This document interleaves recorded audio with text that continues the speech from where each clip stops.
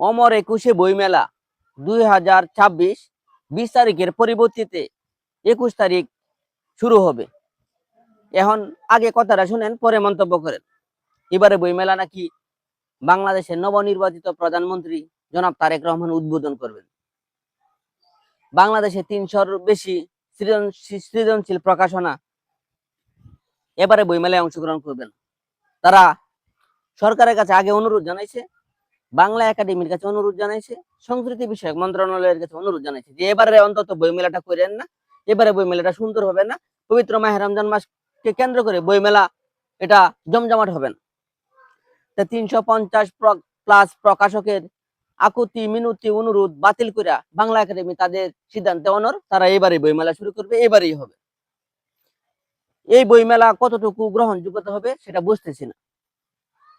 পবিত্র মাহে রমজান 2026 সালে বইমেলায় পড়ছে এমন কথা না, পারলে সামনেও হতে পারে। তবু 300 প্রকাশক বাংলাদেশের নবনির্বাচিত প্রধানমন্ত্রীর কাছে অনুরোধ জানিয়েছিল যে বিষয়টি আপনি দৃষ্টি দেন, একটু সমাধান করেন, আমরা চাই ঈদের পরে বইমেলা করতে।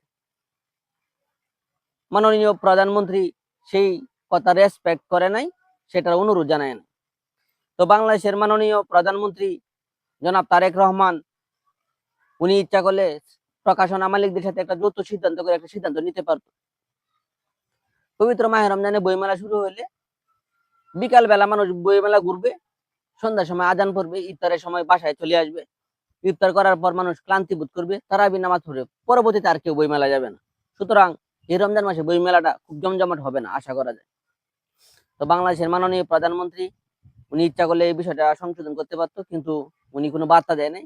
তো গণমাধ্যমে দেখলাম বাংলাদেশের প্রধানমন্ত্রী নাকি 21 তারিখ বইমেলার শুভ উদ্বোধন করবেন।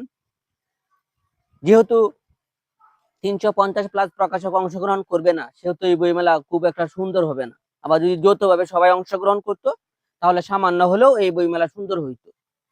আমরা বাংলা একাডেমিকে অনুরোধ করব, সংস্কৃতি বিষয়ক মন্ত্রণালয়কে অনুরোধ জানাবো, বইমেলার আয়োজক কমিটিকে অনুরোধ জানাবো, বাংলাদেশের প্রধানমন্ত্রীর কাছে অনুরোধ জানাই, যেহেতু এখনো 1-2 দিন সময় আছে, আপনারা প্রকাশকদের সাথে বসুন, আলোচনা করুন, তাদেরকে যদি কোনোভাবে বইমেলায় অংশগ্রহণ করানো যায় তাহলে আশা করা যায় বইমেলা সুন্দর হবে এবং আরেকটু উন্নয়নশীল হবে। আর না হয় 350 প্লাস প্রকাশনা না থাকলে এই বইমেলা কখনো সুন্দর হবে না। পরিশেষে বলতে চাই, যদি বইমেলা 21 তারিখ থেকে শুরু হয়, সবাই বইমেলায় আসুন, বই কিনুন, বই উপহার দিন, বই পড়ুন। আমি 2023 সালে শতাধিক বই নিয়ে হারান পাঠাগারে যাত্রা শুরু করেছিলাম। আমি আমার জায়গা থেকে চেষ্টা করছি মানুষকে বইমুখী করতে।